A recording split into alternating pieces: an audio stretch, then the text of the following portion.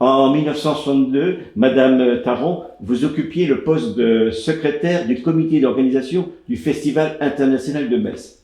Oui. Une année mémorable qui reste gravée, bien sûr, de votre mémoire, puisque dédiée à Jean Cocteau, lorsque celui-ci fut invité à décorer la pièce de théâtre Péléas et Mélisande à Metz.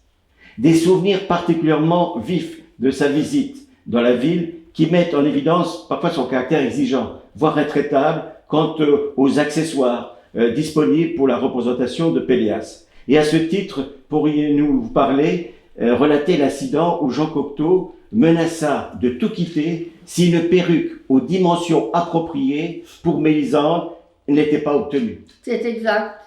Oui. Alors, qu'est-ce qu'il a fait alors? Eh ben, en fait, lors de la répétition au théâtre, Cocteau poussa un cri quand il a vu Mélisande et elle avait une perruque qui allait jusqu'au cou à peu près, aux épaules, et elle disait mes longs cheveux descendent tout le long de la tour.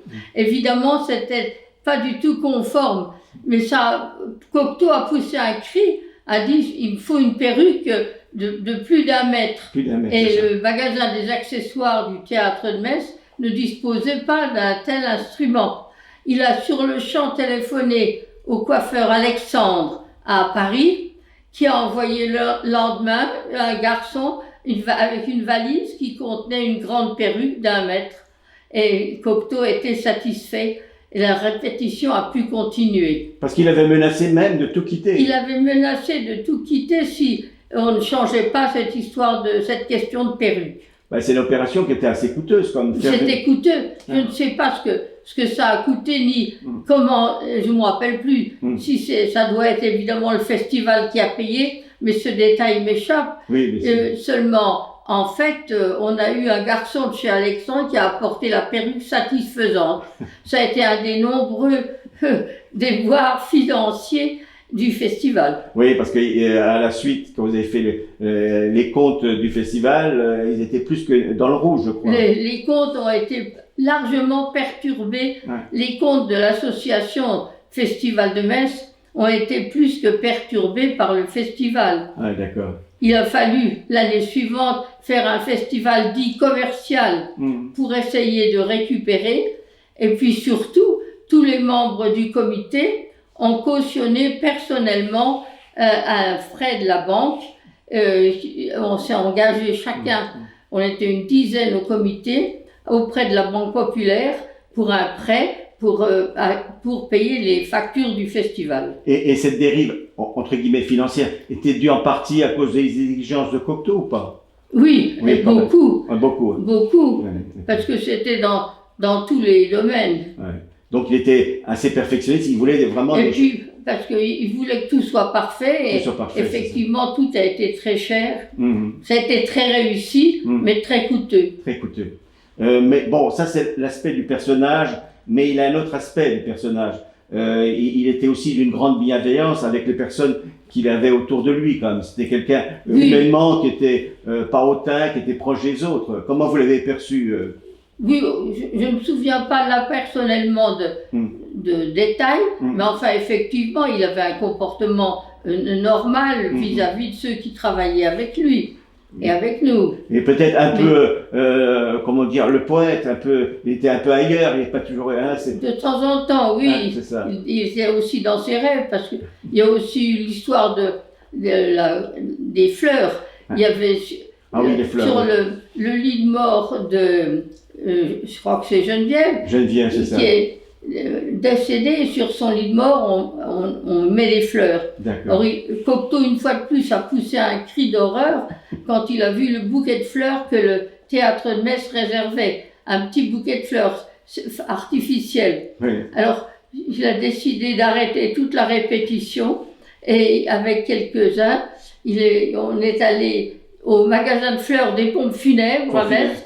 Et il a demandé une belle gerbe de fleurs. Je crois que c'était Pompe Funèbre qui était rue des Clercs. C'était rue des Clercs à Metz. Ah, c'est ça. Et la personne qui était au rayon n'a pas reconnu Cocteau. Et a demandé simplement quel âge a la défunte. Oui. Et il a dit plus de 100 ans. Alors on a fourni une belle gerbe qu'on a pu rapporter. et on a rangé au décor de messe le malheureux petit bouquet qui ne convenait pas. Donc ça il était Mais exigeant. c'est pareil, il a Ouais. fallu payer aussi, Ben oui, c'est encore une facture supplémentaire. supplémentaire. Mais bon, il était exigeant, mais aussi bon, d'une grande bienveillance avec les autres. Par exemple, avant de quitter Metz, il vous avait remis à tous, je crois, des dessins, des esquisses des décors qu'il avait réalisés. Hein, c'est Comment? ça. Avant de quitter Metz, quand le spectacle est terminé, Oui. je crois qu'il avait remis à chacun d'entre vous des dessins, etc., des décors et des costumes. C'est pas ça? Je ne sais plus. Les documents que j'ai et qui Ouais. sont à l'exposition actuellement Ouais. étaient ceux qui étaient au festival Mm. et le comité du festival, au moment de la dissolution, les a partagés entre les membres. D'accord. C'est comme ça que j'ai eu les décors.